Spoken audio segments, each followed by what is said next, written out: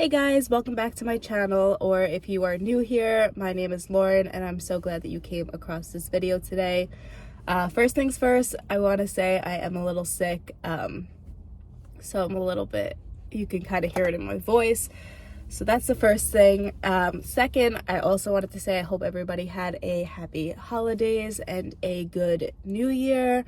I also hope that everybody's staying safe and staying healthy.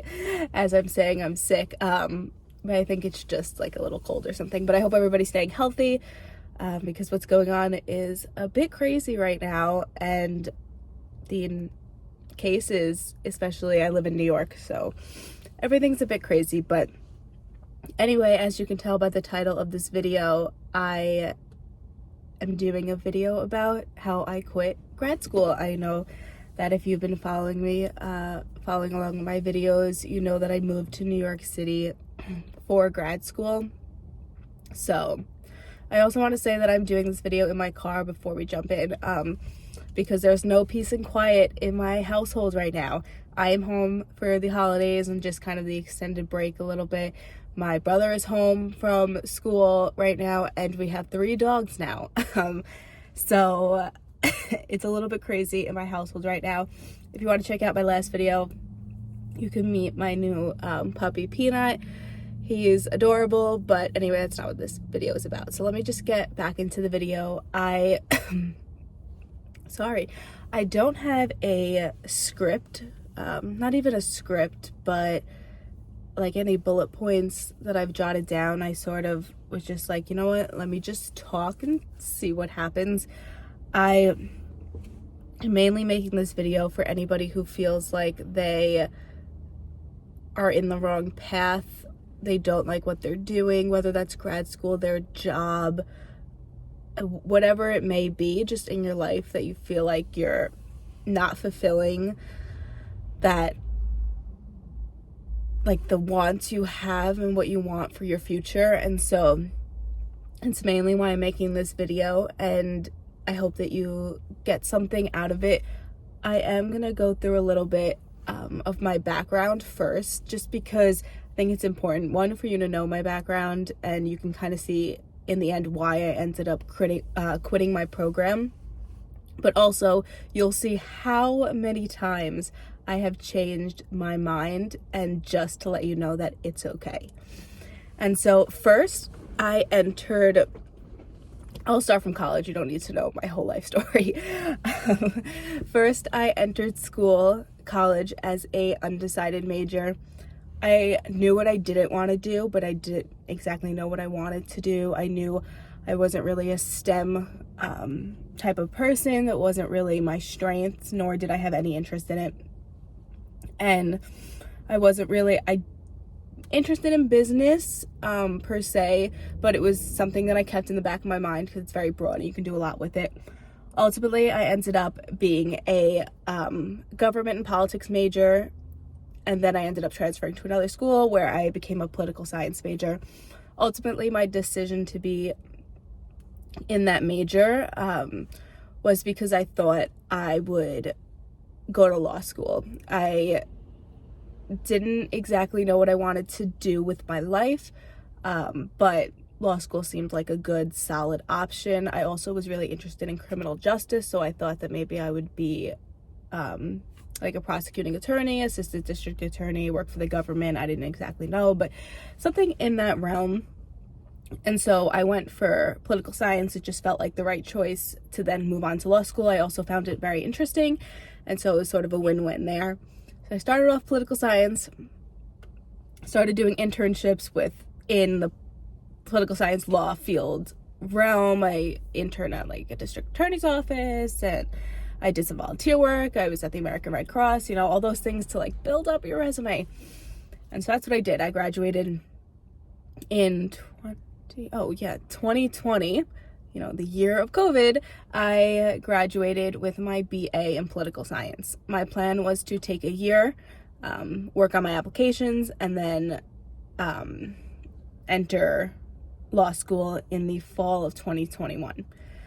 So I graduated, started studying for my LSATs, and realized it was not for me. I had no interest in the law whatsoever.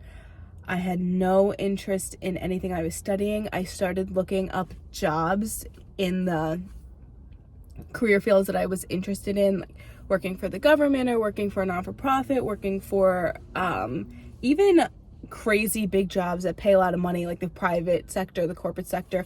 And I would look at their job descriptions, and none of them seemed interesting at all. Not even one bullet point seemed interesting to me. And just side note, highly recommend doing that if you're ever interested in a certain career field. Look up jobs within that area and look at what you would have to be doing on a day-to-day basis and see if it is at all interesting to you. So that was kind of a bummer, but also a sigh of relief that I didn't start law school and then decide it wasn't for me. I was trying to figure out what else I can do because I did like criminal justice, and so I decided I would do the psychology route. I thought forensic psychology was really interesting, and I said, you know what, that's sort of similar, sort of not. It's obviously not law school, but it's also within the criminal justice field. So I took the next year applying to grad schools in psychology, forensic psychology, and I ended up landing in a graduate program in forensic mental health counseling. The reason I did that program instead of a forensic psychology program was just because it led to a licensure. So I just felt that I would be getting more out of it, and then I can always go on to more education if I want to in forensic psychology. So that's what I did. I moved to New York City, started school in forensic mental health counseling. I started a couple classes realizing I like this, but I don't know if it's the right path for me. I ended up during the fall 21 semester, this past semester, I was still taking classes, still, really excited about it. And as the weeks went on, and as my teachers, I was taking an intro class, the first class you have to take for the graduate program. My teachers, or professors I should say, started to describe what you can do in this field with a master's, what you can't. And then I really had to make the decision if I wanted to... Sorry, this car is really close to me. Okay, I'm in like an almost empty parking lot, so it's a little weird. Anyway, I started to realize, well, what if I don't go and get more education? What if I don't want to get my PhD or my PsyD? What if I just want to stick at the master's level? Or what if I don't want to go back for another 15 years? What will I be stuck doing at a master's level? And I realized that it wasn't for me. The things that they said that I could do, and more importantly, what I couldn't do with a master's, was a little bit discouraging, but I'm glad that I was told now in the beginning of the program. And I did do my research, obviously, before entering the program, and I think that I had these hopes that either things would change or I wasn't getting the most accurate information. So I'm glad that I actually had a professor who was talking about this stuff. And so I decided that it wasn't for me. And they asked if I was coming back in the spring, and I said no. I was like, I don't want to do this. I don't think specifically a master's in mental health counseling was right for me. I still do like psychology. I still do like the career field, but I've recognized that I want to be able to do more within there. And so I want to be able to treat and diagnose and do more in terms of a medical, more in terms of the medical field rather than the psychological field. And I was like, okay, what am I going to do now? I have a political science degree. I've started a master's program that I did not finish, and I don't necessarily want to do anything in the political science field. I can, of course, go get a job, governments, campaigns, working in that area, political analyst, things like that. But I don't want to do that. That was never my goal entering, or never my intention declaring a political science major. And so I started to think, well, what can I do? And so I've landed right now. This is not set in stone, because nothing with me is ever set in stone. But I've landed right now on either going the PA route, the physician assistant, they just changed it to physician associate. So the PA route or the nursing route to be a nurse practitioner.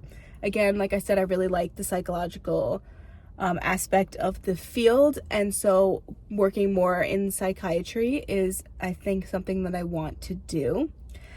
And so that's where I am right now. That's just a little background. I'm not going to go into anything specific on nursing or PA school. The only thing I'm working on right now, I'm taking it very slow, is I got a job within the field working as a medical scribe. So I'm going through the training for that now, and then I'm just taking a couple of science classes just to, get my feet wet. I have no science background whatsoever in my transcript, so I need that to enter these programs. So that's what I'm doing right now. As you can see that I've done, I've changed my mind a lot, and I know there's also some people probably watching this going, oh, it wasn't that bad, political science, psychology, and now nursing. Within that was probably an additional 20 to 25 changes, but that didn't impact me in terms of school or like my future or anything. It was just in my head being like, oh, I could definitely go into public relations, or wow, I think I want to be a journalist. And I would vigorously look up that career for a couple of weeks, and then something would turn me off. I'm like, no, it's not my right path. It's just one of those things where you get so excited about it in the beginning, and then it's like, no, not for me. I know it's not for me. I think I'm just trying to find a path that's right for me. And so I am sticking with the medical field right now, but we will see where life takes me and what other crazy job I can come up with that I'm just like, oh, that's for me. And then I make an impulsive decision to do that job. But anyway, that's my background. I mainly told you my background because I think it's important that you know that you can change your mind so many times, and it's also important to know that your path is not the same as everybody else's path in life. And for me, I know I look at people who are younger than me right now. I'm 23 years old. I know people who are 22 who just graduated with their nursing degree already have great jobs and really great paying jobs because of the nursing crisis in this country right now.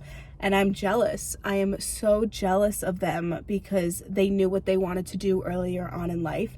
And I keep having to remind myself that that is good for them, but it's okay because it's not my path. And I've had so many other experiences in my life that I'm hoping and I think will help me in the future, that aren't necessarily related to what I'm thinking about doing now. But I don't even know honestly where I'm going with this video, but I just wanted to make it because I feel like there's so many people who are stuck right now. Either you could be in high school, college, graduate school, or even out of college, and you don't feel fulfilled in whatever role you're in, and you're thinking about making a change. And I 100% encourage it, and I get that there's obstacles that every individual faces when it comes to making big changes in their life. Maybe they have a family, maybe they're not financially able to, maybe they have parents who are just like, nope, you're staying in this one direction and you're going that way. And I get that, and I can't always relate to those struggles, and so that's why I'm not saying you have to do it, you're gonna regret your entire life if you don't go for what you want. But I encourage you to do what you want if you're feeling lost or stuck. And especially because I can relate to the college age student who just doesn't know what they want to do with their life. It's okay to try new things and to absolutely hate them or love them or be not sure about it. And it's okay to try new jobs. For me, I'm 23 and I have my whole life ahead of me. Anybody else listening who's around the same age, you have your whole life ahead of you. And to worry about your whole future right now is a lot. And I think it can be very overwhelming. And so some steps that I've tried to take were to just worry about right now. If it's not something that you can directly change right now in your life, then it's not worth worrying about. Yes, it's good to have a 10-year plan, a 5-year plan, but I think that if you're struggling with where you are right now, those plans should be very broad. You know, I want to be, maybe my 5-year plan is to be in, if you're just starting college, your 5-year plan is to be in grad school. Or if you're just entering the workforce, maybe your 5-year plan is to be in a field that you really love and enjoy rather than a specific type of job. And so that's something that I would encourage you to just take a step back and look at. Look at what your goals are, maybe try and broaden them a little bit. And instead of focusing in depth on the future, focus on right now, focus on today, focus on the next week, focus on maybe this semester, what you can do coming up in the spring semester to get you to where your goals are and where you want to be. And I think that you will be just fine. I know I'm talking a lot about being just fine and focusing on the future, and or not focusing as much on the future, and it's some things that I need to work on as well, but they're, I think, gonna help you in the long run. I'm sort of going on a rant now because I don't have any bullet points in front of me to keep me on track. And so the last thing I will say is that I quit graduate school, and I am honestly, although I'm a bit flustered about what I'm going to do in the future, I'm so happy I did it, because I felt that I would have spent the next 2 years stuck wondering if this is something that I really wanted to do with my life, and I would have been continually questioning if I made the right decisions, and that's just not how I wanted to live the next 2 years of my life. And so quitting graduate school has thrown a bit of a wrench in things. I am in New York City until the summer. I've signed a lease there. I am trying to find, well, I found a job, but trying to find a job in the city, but also knowing that I'm leaving the city in a couple of months. There's so many factors that played into it, and I sort of just had to pull the trigger and just tell them I'm not coming back and leave it at that, instead of saying, well, maybe I should just stick it out the year, or maybe I should just try and find another program that I can enter right in January. And that's a bad idea, and I'm glad I didn't do it. But for anybody who's struggling out there, who feels like they're not on the right path, just know that you're on your own path, and it's okay to be on your own path and to not look at others and think that they are on a better path. It's just a different path. It may seem better right now, but it's not. If it's not what's happening for you right now, then it's not the better path. Whatever path you are on is the path that I don't want to say you were meant to take, because I'm not really into all that stuff like, oh, if it's meant to be, it's meant to be. But at the same time, that may be what's happening for you. If it's not meant to be, it's not meant to be. If it's meant to be, it's meant to be. And I think you should just take, I don't want to tell you what to do. I'm just trying to give you my own experience.